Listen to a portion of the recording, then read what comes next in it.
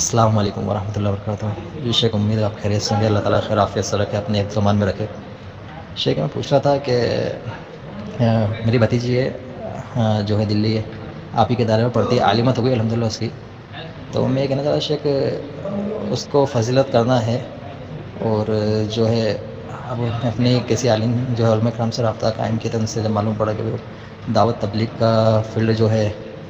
عورتوں کا نہیں ہے اور مردی اس کے لیے خاص ہے، تو اب بھتیجی بول رہی ہے کہ اس کو جو ہے 2 سال اور پڑھائی کرنی ہے،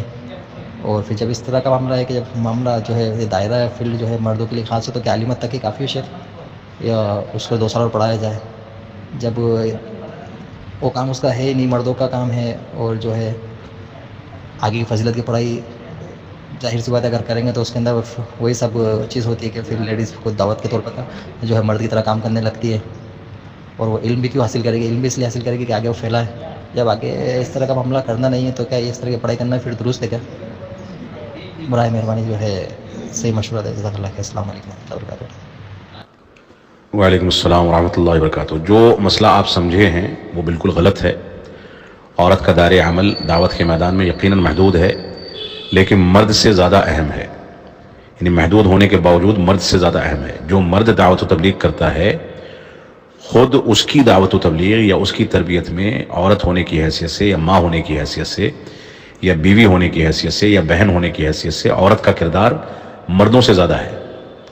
تو عورت کا دائرۂ دعوت یقیناً محدود ہے، مردوں کی طرح سے وسیع نہیں ہے کہ وہ نکل کر کے سوشل میڈیا پر، یوٹیوب پر ویڈیوز ڈالیں یا جلسوں میں یا ہر جگہ پر تقریریں کریں یا ایسی جگہوں پر تقریریں کریں جہاں مرد بھی سن رہے ہوں۔ اس کے لیے دائرے کو محدود رکھا گیا ہے، لیکن محدود ہونے کے ساتھ ساتھ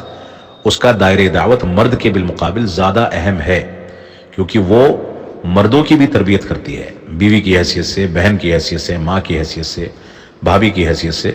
وہ گھر کے مردوں کی بھی تربیت کرتی ہے۔ تو عورت کا دائرۂ دعوت یقیناً مردوں کے بالمقابل پردے، حجاب، آواز کے سلسلے میں اسلام نے جو احکامات دیے ہیں، آداب بتائے ہیں، ان آداب کا خیال کرنے کے نتیجے میں محدود تو ہے لیکن مردوں سے زیادہ اہم ہے، ایک بات۔ دوسری بات یہ کہ عورت اگر شرعی تعلیم لیتی ہے تو شرعی تعلیم، جیسا کہ آپ نے کہا کہ آپ کی کوئی متعلقہ ہے جو عالمیت کر کے چھوڑنا چاہتی ہے کہ میرا دائرۂ دعوت جو ہے جب محدود ہے تو میں آگے پڑھ کر کے کیا کروں گی؟ فضیلت کی تعلیم حاصل کرنے کے بعد وہ اپنے آپ کو ایک کامیاب مربیہ بنا سکتی ہے۔ 2 سال مزید تعلیم حاصل کرنے کے بعد اس کو علم مزید ہوگا تو وہ اپنی خود کی تربیت اور خود کی زندگی میں دین کو زیادہ نافذ کرنے کی اہل ہو پائے گی،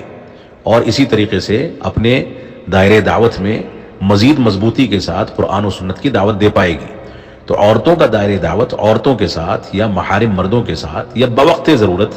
اسلامی آداب کا خیال کرتے ہوئے اجنبی مردوں کی حد تک بھی وسیع ہوتا ہے، لیکن اس کے لیے شرائط ہیں، اس کے لیے آداب ہیں، اس کا طریقہ ہے، اور وہ طریقے کا خیال کر کے ایسا کرے گی۔ تو عورت شرعی علوم میں گہرائی کے ساتھ تعلیم حاصل کرے، یہ اس کی ذمہ داری ہے۔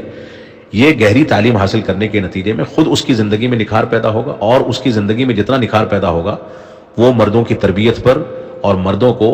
حقیقی عالم بنا کر کے یا ان کے اندر قائدانہ صلاحیت پیدا کر کے لوگوں کے سامنے پیش کرنے میں زیادہ کامیاب ہوگی۔ لہٰذا عورت کا دائرۂ دعوت اگرچہ اسلامی دائرے کے لحاظ سے محدود ہے، لیکن اس کے باوجود مردوں سے زیادہ اہم ہے۔ اس وجہ سے عورتوں کو دینی تعلیم حاصل کرنے کا اہتمام مکمل محنت اور جستجو اور مکمل گہرائی کے ساتھ کرنا چاہیے، اس میں کوئی کوتاہی یا کمی نہیں چھوڑنی چاہیے، کیونکہ عورتوں کی اسلامی بنیادیں اگر مضبوط ہوں گی، اسلامی تعلیمات میں ان کو گہرائی حاصل ہوگی، باریکی حاصل ہوگی، تو عورتوں کی اسلامی تعلیمات میں گہرائی حاصل عورتوں کا کر لینا اور دینی تعلیمات پر عبور حاصل کرنے کے نتیجے میں ایک اچھا معاشرہ وجود میں آئے گا، جو یقیناً عورتیں ہی کر سکتی ہیں۔ اللہ رب العالمین ہم کو صحیح شعور عطا فرمائے۔